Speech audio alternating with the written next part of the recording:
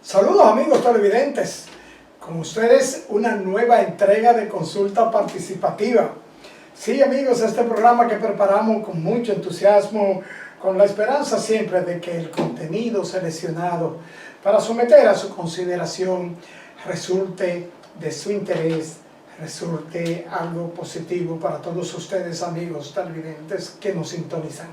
Saben ustedes que transmitimos a través de Carivisión, canales 26 de Claro, Altiz y 22 de Aster, y que estamos transmitiendo en este mismo momento a través de la internet carivisión.online, y que estamos amigos, siempre les recordamos que estamos en todas las redes sociales.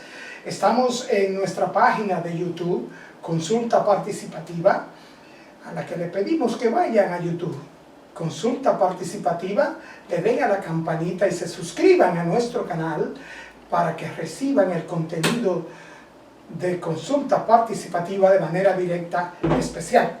También estamos amigos en Instagram como Ricardo Opelman. Estamos en nuestra dirección electrónica consultaparticipativa@gmail.com. Estamos en Twitter como @consultapar, en Facebook Consulta Participativa, y amigos, nuestro número de WhatsApp, nuestro número de contacto, el 809-769-4500, donde nos pueden escribir, hacer sus preguntas, sugerencias sobre el contenido, sugerencias sobre invitados, que de seguro le complaceremos y sus preguntas serán contestadas.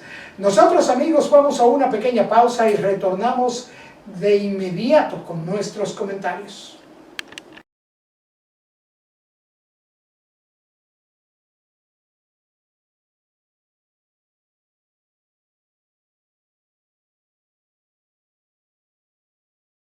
Bien amigos, y las autoridades de salud de la República Dominicana siguen mostrando el alto interés que tiene el gobierno, los estamentos responsables de la salud, en que esta pandemia por lo menos amaine, se detenga y se reduzca en República Dominicana.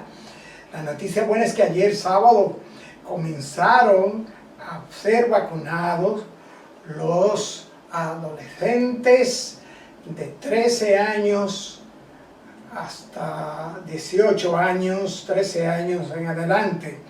En el caso de los menores de edad, saben los padres que deben acudir a los centros acompañando a sus hijos.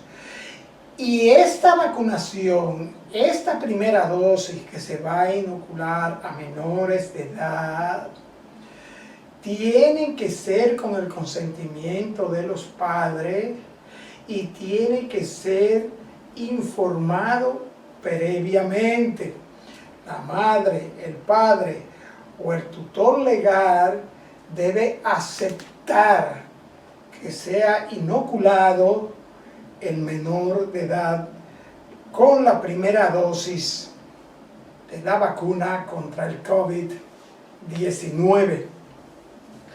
Y esta jornada que comenzó ayer, desde las 9 de la mañana hasta las 3 de la tarde, arrancó con mucho entusiasmo en 13 centros de vacunación.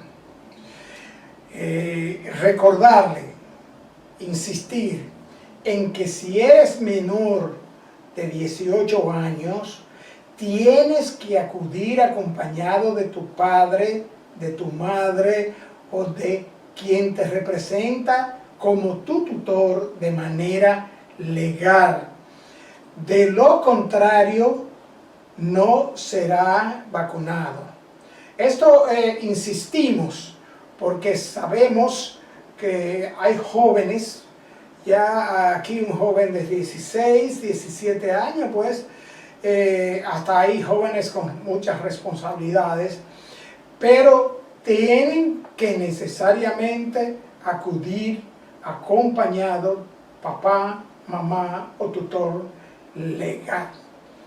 Bien amigos, los precios de los combustibles fueron congelados nueva vez a partir de ayer sábado por el gobierno en una muestra de que el gobierno está absorbiendo los costos de esta salsa para poder ayudar a paliar el asunto de la escalada de precios que hay a nivel de comestibles, de transporte y de otros rubros en el país.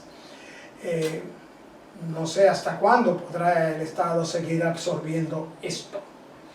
Amigos, y la Food and Drug Administration de Estados Unidos, la famosa FDA, que es el organismo que administra todo lo referente a la salud y la alimentación en los Estados Unidos, no recomienda, óigase bien, no recomienda la prueba de anticuerpos o antígenos después de la vacunación.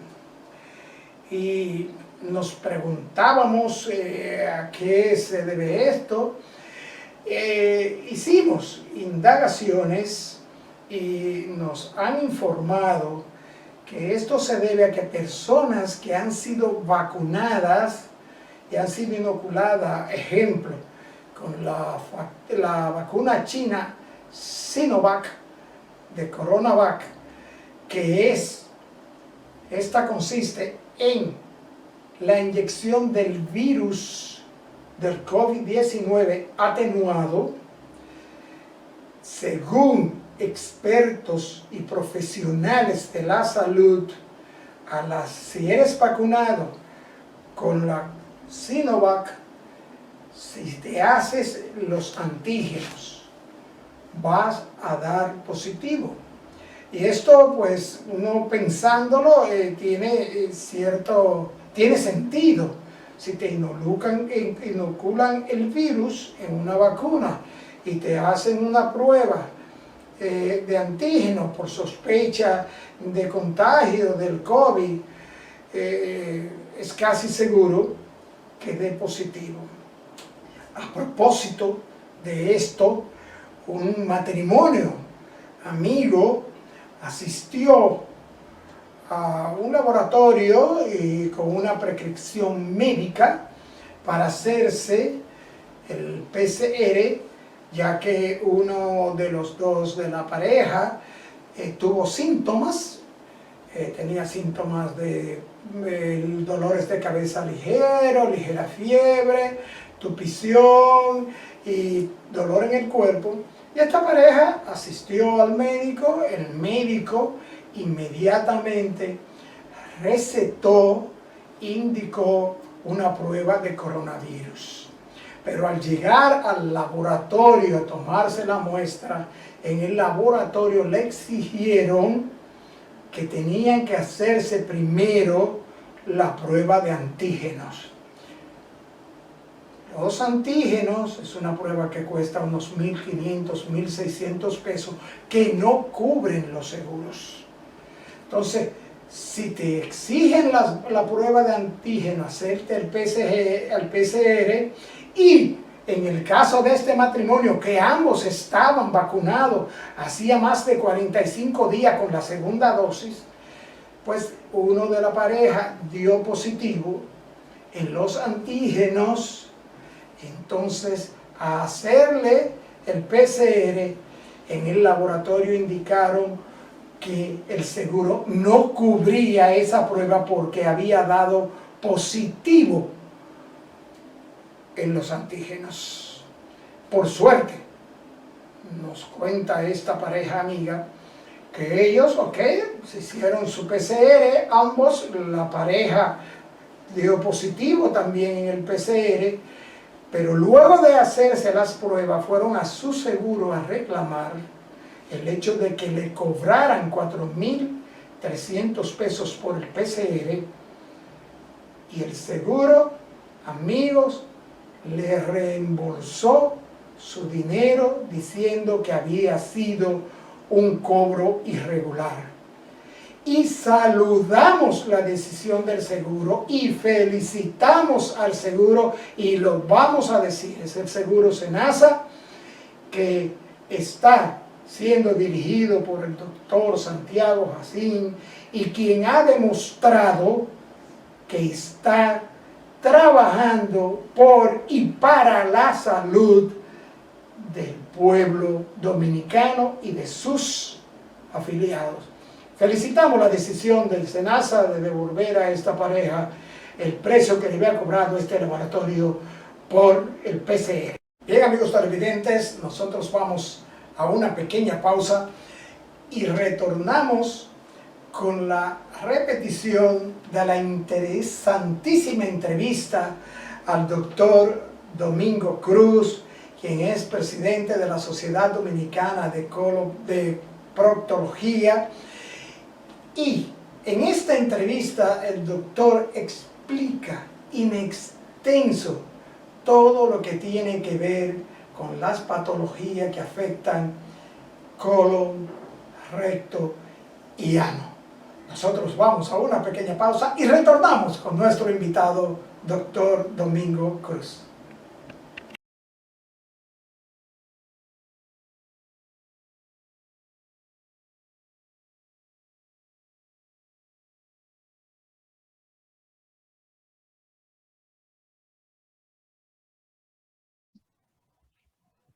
Bien, amigos, como les decía, hoy tenemos el grato placer de contar con la presencia en consulta participativa del doctor Domingo Cruz. El doctor Domingo Cruz, médico, cirujano general, laparoscopista y coloproctólogo. Bienvenido a consulta participativa, doctor. Gracias por la invitación. Para mí es un placer inmenso. Un saludo a todas las personas que sé que este domingo están en un toque de queda con tu programa. Un placer inmenso. Gracias, doctor. Y más con un programa que hay que decirlo para que todos los amigos televidentes sepan la verdad. El doctor Cruz ha tenido una agenda muy apretada y nosotros, por peticiones que nos han venido haciendo los televidentes de consulta participativa, estábamos en espera de que él pudiera pues colocarlo en su agenda, y finalmente aquí está con todos ustedes, amigos televidentes. Gracias, doctor, y vamos a arrancar de una vez, doctor. Claro, claro. Bien, doctor. Primeramente, ¿qué es la coloproctología? Mira, Ricardo, la coloproctología es la rama de la medicina, específicamente de la cirugía general, que maneja de manera integral todas las enfermedades del tracto digestivo terminal, le hace del intestino grueso. Estamos hablando del colon, del recto y del conducto anal. Estamos hablando de manejo tanto quirúrgico como clínico. O sea, la proctología maneja patologías intestinales, o sea, patologías del aparato digestivo en sentido general, ¿sí? En sentido general, porque somos cirujanos generales, sí manejamos las patologías en sentido general de todo el tracto gastrointestinal, pero cuando hablamos del coloproctólogo, estamos siendo específicos. Enfermedades del colon, tanto clínicas como quirúrgicas, del recto y del ano. Ahí está el fuerte de la coloproctología. Entonces, ¿nos puede usted explicar cuál es la diferencia entre un coloproctólogo y un gastroenterólogo? El gastroenterólogo es el que hace el manejo clínico exclusivamente. Cuando el gastroenterólogo, por ejemplo, tiene un paciente con una úlcera gástrica, él le hace la endoscopía, le hace el diagnóstico, pero quien la maneja quirúrgicamente es el cirujano. Por tanto, el gastro da manejo clínico solamente. Por ejemplo, el caso nuestro, cuando un gastroenterólogo le hace a un paciente una colonoscopía y encuentra una lesión, un tumor, un divertículo, por decirte algunos ejemplos, quien lo maneja quirúrgicamente entonces es el cirujano de colon y recto, que somos los coloproctólogos. Pero igual, en la coloproctología también nosotros hacemos el diagnóstico de esas enfermedades.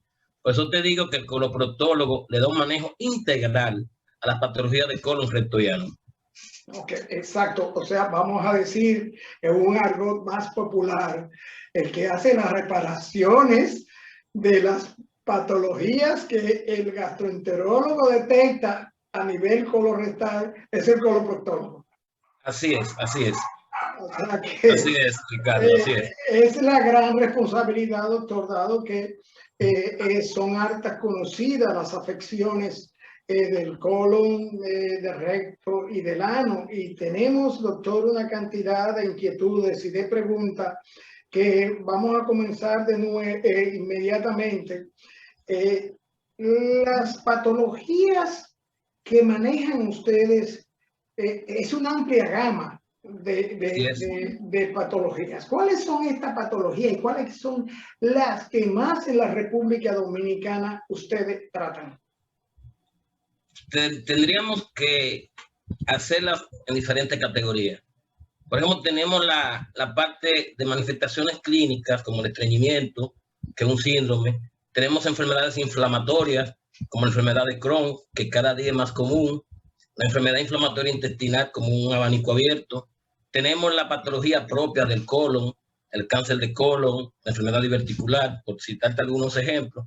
Y tal vez la más frecuente en nuestro medio son las patologías ano-orificiales, o sea, que están alrededor del ano, que son las fisuras, las hemorroides, las fístulas, las lesiones perianales, los prolapsos rectales. Es un abanico muy amplio de patologías. Te mencioné algunas de las que tienen más incidencia en nuestra sociedad. Le preguntaba, doctor, por el asunto de que sabemos que ya el paciente se hace una colonoscopía y te dice inclusive el que te va a practicar la colonoscopía que pólipos, por ejemplo, se pueden extraer en el proceso de la colonoscopía, ¿cierto? Así es, así es. Cuando tenemos un problema, Ricardo, vamos a hablar un poquito de lo que son las patologías de forma preventiva. Perfecto. Nosotros en este país, por ejemplo, no tenemos una cultura de visitar al médico. Cuando se visita, por ejemplo, en nuestra área, el coloproctólogo, muchas veces las personas, lamentablemente, tienen una enfermedad ya avanzada, porque se da el fenómeno social que todos vivimos. Una paciente, un paciente, por ejemplo, tiene un sangrado. La vecina le dice, mira, yo hace 8 años me dieron ese medicamento, y se lo da ese medicamento. Igual va el paciente a la farmacia, aquí que tenemos muchos comerciales relacionados, con una lesión perianal que podría ser un hemorroide o también podría ser una masa tumoral. Y el farmacéutico, el muchacho que está ahí, deseoso de vender un producto, le dice, tenga, use esa crema, que eso es buenísimo. Y así se dilata la llegada del paciente al especialista. Y ahí uno pierde un tiempo precioso de prevenir una enfermedad. Entonces, en el caso de un paciente que se le realiza una colonoscopía y se encuentra un pólipo, esa lesión polipoidea se puede extirpar dependiendo del tamaño, pero teniendo claro que es un paciente que hay que darle seguimiento porque es una lesión precancerosa.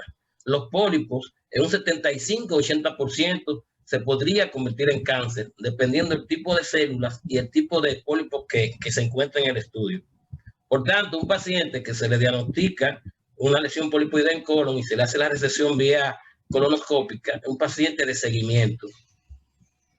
O sea que ciertamente, doctor, y usted tiene muchísima razón en esa, porque muchas preguntas de las que tenemos aquí que le vamos a hacer para que satisfacer las preguntas de los amigos televidentes. Hay un amigo televidente que dice que no sabe cuándo asistir al proctólogo y que ningún médico así mismo. Después, cuando ya se le descubrió el gran problema, pero a él ningún médico lo había referido a un coloproctólogo, doctor. Así es. Hay que, empezando con la historia de la coloproctología en nuestro país. Como sociedad tenemos apenas 11 años. Y hace 10 años éramos 5, 6, 7 coloproctólogos en el país. Y todavía, don Ricardo, lamentablemente, hay médicos que desconocen nuestra especialidad. Y otros médicos que prefieren quedarse con el paciente hasta el último punto. O sea, hay que entender que el paciente hay que manejarlo de una manera abierta, multidisciplinaria. Si a mí me llega un paciente, aún siendo yo cirujano general, con una lesión hepática, lo correcto es que yo envíe ese paciente a un cirujano oncólogo. No que yo empiece a tratarlo y cuando tiene 10 consultas, decirle, mira, ya yo no sigo contigo. Y lamentablemente en Latinoamérica tenemos ese problema, que hay médicos que creen que son dioses o que son sábelo todos, que secuestran al paciente.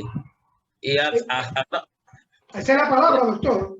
Sí, sí, sí. Y entonces yo he vivido eso mucho con otros médicos, he tenido algunas confrontaciones. Entonces lo ideal es que el paciente se vea de una manera abierta, que participe en todas las especialidades posibles para garantizar la salud y el bienestar de ese paciente. En cuanto a tu pregunta, Overman, ¿de cuándo tú debes visitar el coloproctólogo? Hay muchos factores a tomar en cuenta. Primero, la edad. Ya en muchos países hay un protocolo de manejo de seguimiento. Ya un paciente a los 40 años debe ir a visitar al coloproctólogo. Igual, como se recomienda a la mujer, su revisión frecuente con el ginecólogo. Igual, en la parte masculina, ya a los 40 años, tu visita al urólogo. ¿Por qué desde esa edad? Porque el cuadro de enfermedades que va aumentando con la edad, cuando tú encuentras un paciente con una lesión pequeña o con un proceso inicial de una enfermedad, en ese estadio se puede sanar al paciente, en esa etapa. Pero si el paciente es como lo que igual pasa en nuestro país, hay muchos hombres, tú tendrás algunos amigos que dirán, yo nunca he ido a un médico. Eso no te hace un héroe, te hace un ignorante. Doctor, porque... y lo peor que se ve como un heroísmo. Nunca he ido yo nunca he ido a un médico. Así es. Creen que son héroes, pero están poniendo en juego su vida y el bienestar de su familia, obviamente, porque hay enfermedades que son enfermedades sociales y enfermedades familiares, porque destruyen la familia. Por ejemplo, un cáncer de colon en un estadio avanzado destruye a la familia, tanto por el costo, número uno, que es una enfermedad de un manejo muy caro, muy costoso, y por la situación emocional en que se va a encontrar esa familia con un paciente con una enfermedad terminal. Doctor, en ese mismo sentido, ¿cuáles son los avisos, las alarmas que deben llamarte la atención y decirte que tienes que visitar un coloproctólogo? Yo digo que el cuerpo da señales, Ricardo. El cuerpo empieza a darte avisos. Hay personas que tienen dolores vagos a nivel abdominal, que uno popularmente decimos una penita. Sí. Puede tener distensión, se le crece la barriga y no tiene la explicación. Puede tener la sensación de gorgorismo como un bulbuteo en el intestino. Además, el paciente puede tener dolor en el conducto anal, puede presentar sangrado, puede presentar sensación de una masa, un peso en la parte baja. Todas esas son señales. Pero decir también que hay muchas enfermedades que no dan ningún tipo de señal. Dentro de las patologías. Dentro de la patología, pero están ahí. Por eso es importante hacerse una revisión periódica. Usted ha escuchado mucho que yo vivo en Santiago actualmente, que decimos, fulano tenía una úlcera gástrica y le descubrieron un cáncer. O sea, que llega un momento que somos descubridores de patología. Entonces, hago un llamado a todas las personas que están siguiendo este programa, háganse su chequeo preventivo, porque prevenir es mejor que curar. Si usted, aunque no se sienta ninguna molestia, empieza a visitar al médico en un tiempo adecuado y oportuno, usted se va a evitar muchas enfermedades. Así es, doctor. Tenemos el cáncer colorectal, los pólipos, la diverticulitis, pero en el cáncer colorectal específicamente, ¿el coloproctólogo tiene que trabajar acorde con el patólogo, con el cancerólogo? Como primero, cuando un paciente presenta un cáncer, se hace el diagnóstico. Se hace el diagnóstico, por ejemplo, si tú vas a la consulta, vio una colonoscopía, se te toma la biopsia. Entonces, quien hace el diagnóstico de esa biopsia es el patólogo. Entonces, el patólogo que nos dice qué tipo de cáncer tiene el paciente la profundidad, etcétera, etcétera. Entonces, cuando uno tiene ya el paciente con ese diagnóstico, uno hace un screening, una serie de estudios para ver que no tenga metástasis el paciente, para ver si es una enfermedad avanzada, uno estudia el tórax para ver si hay metástasis a los pulmones, uno valora el hígado, la cavidad abdominal, las cadenas ganglionares, así de manera abierta te estoy explicando. Entonces, dependiendo la característica y la ubicación del tumor, si el tumor, por ejemplo, está a nivel de recto, el paciente antes de cirugía, si es candidato a cirugía, se le da quimio-radioterapia. Entonces ya tú estás viendo como ya está el cirujano oncólogo, ya está el patólogo, ya está el oncoterapéutica, el oncólogo, ya está o sea, que es un abanico. Pero igual ese paciente, dependiendo de la edad del paciente, entra el nutriólogo, muchas veces entra el apoyo familiar con el psicólogo. Por eso te digo que son enfermedades que uno tiene que verlas de manera multidisciplinaria. Abrir el paciente para que el paciente pueda salir de la mejor forma de su problema. Doctor, la diverticulitis es, según hemos investigado, una de las patologías y de los padecimientos más comunes en las patologías colorectales. Es frecuente realmente, porque la enfermedad diverticular, vamos a hablar primero del divertículo. El divertículo es como una lesión que se da en el colon y es como una debilidad de la pared y se hace como un hoyito, como un huequito. Uno ve en la colonoscopía un hoyito, que es una debilidad de la pared.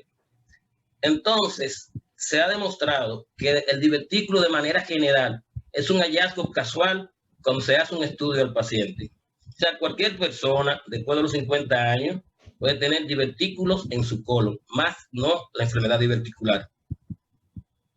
Entonces, ¿qué pasa? Con ese divertículo, por diferentes situaciones que vive el paciente, estreñimiento, dieta inadecuada, muchos factores de riesgo, empieza a presentar manifestaciones clínicas y hablamos entonces de enfermedad diverticular. Va a presentar el paciente inflamación. Cuando hablamos de inflamación, entonces hablamos de una diverticulitis, porque el divertículo está inflamado y sí causa mucho dolor. Ahora, si ese divertículo se complica, puede causar incluso una perforación y ya es una emergencia quirúrgica, porque por ese hoyito que se armó, se va a llenar la cavidad de heces fecales, entonces viene una peritonitis. Entonces ya es una urgencia quirúrgica. Ahora bien, en la persona de la tercera edad, 70, 80, 90, tienden a tener divertículos y a presentar sangrado, a hacer hemorragia digestiva baja por divertículos, que es la segunda causa de sangrado. Así es. Doctor, tengo un íntimo amigo, un apreciado amigo médico, que dice, podólogo, el doctor Ortiz, que dice, la gente se preocupa mucho por cuidarse la cabeza y se olvida de los pies, que es la que sostiene el cuerpo. Nosotros decimos, doctor, las enfermedades del ano, que según hemos visto son muy frecuentes, pero muy olvidadas. Esto después de la pausa, doctor. Doctor, antes de irnos a la pausa, le decía y hacía referencia a lo que dice un apreciado amigo en relación con la cabeza y los pies. Y le decíamos que las personas parece que sienten vergüenza o no les gusta decirlo o visitar al médico y decirlo, pero las enfermedades del ano son demasiado frecuentes, doctor. Háblame de eso. Así es, encima de muchas condiciones de trabajo, estilos de vida, hacen que se vea la afección del ano, el tipo de dieta, las personas que por el tiempo toman poca agua. Y no solamente son frecuentes las enfermedades anorrectales, sino que afectan tanto la economía como la producción, la sociedad, porque no te dejan trabajar. Y entonces, ¿qué tenemos con, por ejemplo, una enfermedad hemorroidal? Las personas hacen una trombosis hemorroidal, primero se automedican, después lo automedica el farmacéutico, y donde llegan a nosotros, ya estamos hablando que ha perdido 2 y 3 semanas de trabajo, disminuye tu calidad de vida. Pero también tenemos, que bueno mencionarlo, Ricardo, la sexualidad, la alternativa sexual con el conducto anal. Tenemos que hacer una campaña de educación para que las personas sepan cuidarse y protegerse. Porque ya hemos tenido cánceres de conducto anal por virus del papiloma humano secundarias relaciones sexuales. El virus del papiloma humano adquirido a través de relaciones anales. Y ya hemos tenido algunos casos y llama preocupación. Entonces, nuestra juventud, su estilo de vida, toda de una manera abierta, están teniendo sus decisiones personales, pero hay que educar a la sociedad sobre la patología no rectales. Es lo que te digo, hemos encontrado pacientes con complicaciones ilógicas por cuidar su pudor, por cuidar su vergüenza, porque a mí me da vergüenza que venga el doctor y a poner un dedito por ahí. Entonces, esa actitud hay que irla cambiando, pero yo siempre soy un promotor de la educación para la salud, que la gente desde siempre tenga acceso a la información, sepa lo que necesita y tenga la facilidad de hablar así como estamos tú y yo estos temas, para que puedan orientarse ellos y orientar a sus vecinos, a sus amigos, o sea, hacer una salud participativa y comunitaria. Ojo con esto, doctor. Entonces, los abscesos perianales, las fístulas anales, las hemorroides, la fisura anal, ¿pueden degenerar en cáncer de ano? Hay lesiones perianales. Por ejemplo, una fístula tiene un origen diferente, pero maltratada una fístula te puede dañar el esfínter, que es el músculo que hace que tú tengas continencia. Si se daña el esfínter y quedas incontinente, se te va a salir la caca. No puedes ni sentarte, ni siquiera puedes hablar, para ponerte un ejemplo. Igual las fisuras anales podrían estar asociadas a una lesión precancerosa, pero el manejo y el seguimiento es diferente. Tenemos, por ejemplo, lesiones que son los condilomas, que igual están asociados a relaciones sexuales y al BPH, son lesiones precancerosas, pero depende de la etiología de la enfermedad, es el riesgo de cáncer que está presente. Ya se ha demostrado, hace muchos años, 20, 30 años, no se hablaba de cáncer de colon, iniciándose una enfermedad hemorroidal. Ya hemos conocido casos de pacientes que tienen una enfermedad hemorroidal de 15, 20, 30 años, como si eso lo hace superhéroe, y entonces cuando van ya que no aguantan el hemorroide, salen con cáncer de piel. Entonces uno dice, ¿qué está pasando? Es que la evolución de las enfermedades ha ido cambiando, como ha ido evolucionando el tipo de alimentación, el estilo de vida, todas esas cosas han influenciado. Doctor, y las enfermedades de recto, se dice que un 50% de la población mundial en algún momento al llegar a los 50 años ha tenido problemas en el recto. Tengo un profesor, el doctor Pulido, en México. Un saludo, que sé que este programa va a llegar hasta allá y va a atravesar las fronteras. Él decía que en México hay dos tipos de mexicanos: el que ya fue al coloproctólogo y el que está esperando su turno para ir. O sea que en un momento es posible que todos tengamos alguna afección en el conducto anal, ya sea por diarrea, por estreñimiento. Incluso hay personas que hacen un viaje de 7 u 8 horas y salen del vehículo con una trombosis venosa y miembros inferiores o con una trombosis hemorroidal. Hay personas que hacen viajes, tienen una dieta que no conocen y empiezan a hacer un sangrado bajo. Estas son manifestaciones de patologías anorrectales. Y como te dije anteriormente, hay muchas patologías que no dan síntomas, que si tú no visitas a un coloproctólogo no va a ser diagnosticado. Y como no lo visitaste, cuando se te hace el diagnóstico, tal vez sea demasiado tarde para que tú puedas tener una recuperación plena y satisfactoria de esa enfermedad. Doctor, la alimentación. Esto que usted dice de los dos tipos de mexicanos, sabemos que los mexicanos comen picante en exceso. Inclusive hay pruebas que se le hacen a los niños a los colegios con un ají picante y eso. La alimentación, las especias, los picantes, ¿es cierto que provocan hemorroides y patologías colorectales? Son alimentos que se consideran irritantes y como irritantes te dañan las células. Entonces es muy probable que con esa célula dañada el cuerpo hace una reacción inflamatoria para proteger esa parte del organismo y puede ser el desencadenante de muchas enfermedades. Incluso entre los factores de riesgo más importantes para la enfermedad de Crohn, para la enfermedad inflamatoria intestinal, para el cáncer de colon, está la dieta. Factor de riesgo, tal vez el primer factor de riesgo es la edad. Segundo factor de riesgo es la dieta. Por ejemplo, ¿cómo se come en este país? arroz y carne, espagueti con pan, pero poca gente consume frutas, poca gente consume verduras, poca gente consume vegetales, y todo el que va a un sitio dicen lo primero que hacen es modificar la dieta. Pues tú modificando la dieta, para ponerte un ejemplo, cáncer de colon, modificando algunos factores dietéticos, disminuye un 33% la incidencia a nivel mundial. Para que tengas una idea, la enfermedad de Crohn está asociada a un tipo de dieta específico. Pues tú sabes que, por ejemplo, ha aumentado la incidencia de estas enfermedades porque ahora la comida chatarra es lo que está de moda. Tú vas el famoso food truck, doctor. Entonces, aparte, ¿cuál es el problema de las comidas cuando tienen conservantes, que no son comidas naturales?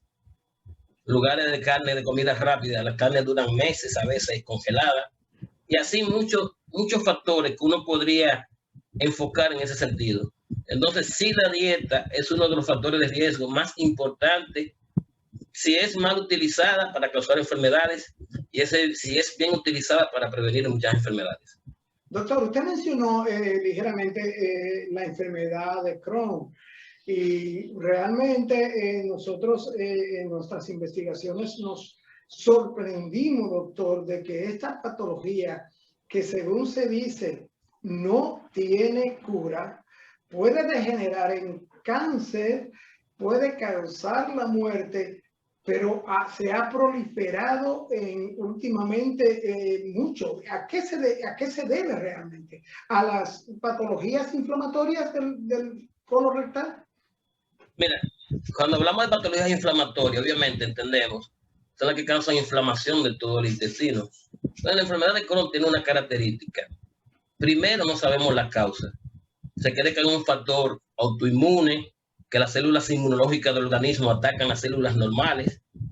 En otros países se asocia al tipo de dieta específicamente, pero lo único que se sabe de la enfermedad de Crohn es que tiene una predilección, una mayor incidencia en la raza blanca. Igual, no se han determinado los factores. Entonces, ¿qué es importante con la enfermedad de Crohn? Que es la enfermedad más expansiva, porque empieza en la boca, puede tener un Crohn en la boca, todo esófago, estómago, todo el intestino delgado, todo el colon, hasta el conducto anal. O sea, tú puedes tener un Crohn perianal, igual un Crohn perioral, como un Crohn en intestino delgado. Pero el Crohn no se limita al sistema gastrointestinal. También te afecta la vista, te afecta la piel, te afecta los huesos, te afecta la articulación. Entonces, hay que decir que es una enfermedad catastrófica realmente. De un manejo complejo, un manejo difícil, pero prevenible. Prevenible con el estilo de vida. Se ha demostrado que muchas personas que tienen familiares con Crohn, que eso los predispone, cambiando el estilo de vida han disminuido su riesgo. Se han hecho estudios basados en la genética, en la medicina molecular, nuclear, que ha demostrado el riesgo y la disminución del riesgo con el cambio del estilo de vida. Doctor, tengo una pregunta que tenemos que hacerla. Dice un amigo televidente, por mi preferencia sexual, tengo relaciones no normales, esporádicas, anales, pero últimamente tengo y siento pequeñas lesiones y ardor en ano que me molesta máximamente al descansar. ¿Qué debo hacer, doctor Cruz? La primera recomendación, visita a un coloproctólogo. Mira, si tenemos esas pequeñas lesiones perianales, podría, porque hay que evaluar el paciente, ver realmente qué es lo que tiene para hacer el diagnóstico, podría tener una lesión condilomatosa. Un condiloma empieza como un puntico y puede ir creciendo, que es una de las principales enfermedades de transmisión sexual. Entonces, en este caso, de ser un condiloma, hay que evaluarlo porque si aumenta de tamaño es que tiene una resolución quirúrgica, porque hay que eliminar esa lesión. Obviamente, su pareja tiene que hacer su chequeo con un urólogo, buscando que no tenga lesiones en su pene, y ya hay que hacer una revisión completa de todo el área, del escroto, de toda la piel de alrededor. Y obviamente, cuando hay reposo, la presión del conducto anal disminuye Entonces, esas lesiones que tal vez asociadas a virus, a bacterias, que ya tal vez han lastimado los nervios de la zona, provocan esa sensación. Pero sí les recomiendo, amigo, visite un coloproctólogo, hágase su chequeo de rutina, porque muchas veces ese tipo de práctica sexual lastima, lacera el conducto anal, que por la característica del conducto anal, que en una parte no tiene terminaciones nerviosas, son lesiones que pasan desapercibidas. De ahí la importancia de una revisión. Este amigo televidente dice, tomo tragos, me gusta el whisky y nunca había padecido. Últimamente estoy sangrando al evacuar, pero no experimento ningún tipo de dolor. Es lo que te explicaba Ricardo hace un minuto. No debe haber dolor. Cuando hay dolor, puede ser entonces que tú estés presentando un cuadro complicado de una enfermedad que, como te dije anteriormente, cursa sin sintomatología. Entonces, tal vez puede tener, digo, una posibilidad, porque siempre te digo, hay que evaluar al paciente, por no saber lo que tiene el paciente. Es probable que el paciente puede tener una úlcera solitaria, inactiva, el consumo de alcohol ya por varios años, aunque no frecuente o independientemente de la frecuencia, el alcohol es un irritante. Si el paciente tiene una úlcera o un hemorroide interno, por ejemplo, o un pólipo pequeño, puede ser que el consumo del alcohol asociado a la comida, porque el dominicano come y bebe. Hay un sancocho, una bemberia, y tú sabes cómo hacemos la fiesta. Entonces, la combinación de una serie de comidas, estilo de vida, mucho tiempo sentado, diferentes factores, lastiman la mucosa del conducto anal. Doctor, esta me la ha repetido 3 veces y no quiero que terminemos. Cuando evacuo, se me sale algo que creo que es el ano y tengo más de 3 meses que luego lo introduzco con mis propias manos. Doctor. Mira, porque es tanto una temática tan abierta, pero ese paciente, esa paciente podría estar cursando con una enfermedad hemorroidal que se distribuye por grados, se clasifica por grados. Entonces, casualmente, la enfermedad hemorroidal grado 3, que ya es una enfermedad avanzada, es la que sale cuando uno puja y tiene que reintroducirse con la mano. Hay un grado menor, el grado 2, que cuando el paciente puja, el hemorroide interno se sale, cuando deja de pujar, se entra solo. Y hay un grado 4, que es más avanzado, que llega un momento que no hay forma de que se reduzca, que se regrese el hemorroide, ya se queda afuera. Grado 3, grado 4, se recomienda cirugía. Y entonces, grado 3, estamos hablando de una enfermedad hemorroidal avanzada. Entonces, recomendamos a ese querido amigo, amiga que está escuchando este programa, lo está viendo también, o lo está siguiendo en las redes, que visite un coloproctólogo. Doctor, finalmente, y no podemos dejar, porque hay muchas preguntas, COVID y coloproctología. Hemos visto que en China se impuso y hay gente que quiere saber hacer pruebas de COVID vía anal. Explíquenos, doctor. Primero, está demostrado que en heces el virus está presente, abunda. Es un estudio más sencillo, más fácil, más económico. En China, 1.000 millones de chinos, hacer 1.000 millones de pruebas PCR es un costo social, económico, muy elevado. Entonces, la prueba PCR, que aquí cuando llegó se tomó a chiste, obviamente, para aplicar esa prueba tú tienes que tener una sociedad educada, una sociedad desarrollada y una sociedad avanzada. Nosotros, desde que yo tengo uso de razón, decimos que somos un país en vía de desarrollo. Desde que yo estoy pequeño escuchamos eso. Entonces China es una sociedad avanzada que está 1.000 años luz delante de nosotros. Encontraron en esa prueba una realidad. Encima de que es sencilla, una prueba en heces, todo. Pero aquí tú dirás, yo no voy a dejar que me metan eso. O sea, igual la misma actitud de muchas personas que es penosa, los insensatos, yo no me pongo esa vacuna. Es el mismo concepto aplicado. En cuanto a la pandemia, el estrés ha aumentado en muchos pacientes las patologías sanorectales. Igual recomendamos no se automediquen, que si usted tiene algún síntoma, alguna molestia, usted no sabe cuál es la causa, visite a un médico. Doctor, se nos terminó el tiempo. Lamentablemente, el tiempo en televisión es muy reducido. Pero no queríamos terminar, doctor, sin primero decirle a nuestros amigos televidentes que el doctor Domingo Cruz es el presidente de la Sociedad de Coloproctología, de la Sociedad Dominicana de Coloproctología, que es un científico dominicano, un médico entregado a su profesión.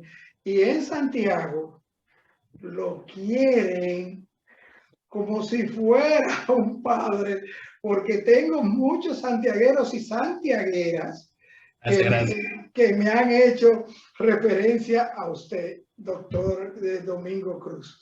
Se nos queda, doctor, un montón de preguntas porque también me ha sorprendido el interés colectivo que despertó el anuncio de que usted estaría en el programa y que, doctor, no sabía que había tantas patologías colorectal y tanta enfermedad colorectal.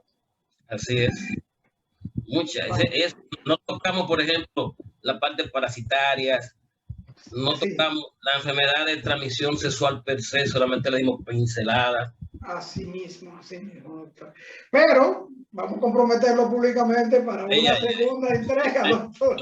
Y si Dios no lo permite, si Dios lo permite, cuenta conmigo y con mi apoyo. Como te digo, soy un apasionado de difundir la medicina de calidad, de compartir el conocimiento, doctor. Compartir la medicina preventiva, educar a la gente para la salud. Bien, muchísimas gracias, doctor. Gracias, doctor Domingo Cruz, por estar con Consulta Participativa, dedicarnos este tiempo. Reiterarle que las puertas de consultas participativas están abiertas para lo que usted estime, doctor, en función de eso que usted hace, de difundir medicina preventiva y de difundir orientación a sus pacientes. Gracias. Gracias a ti, Ricardo, por la invitación. Me reitero a tu disposición y a tus órdenes. Gracias. A ustedes, amigos televidentes, nuestra exhortación después de esta maravillosa entrevista con el doctor Domingo Cruz en tiempo de pandemia. Como ven, a nuestra espalda tenemos el pedido de vacúnate. Si te toca, vacúnate. Y por favor, hazlo por ti, por tu familia, por tus amigos, tus hijos, tus vecinos, tus colaboradores. Hazlo por los envejecientes, hazlo por los niños. Quédate en casa. Quedémonos en casa. Amigos televidentes, nos vemos en la próxima entrega.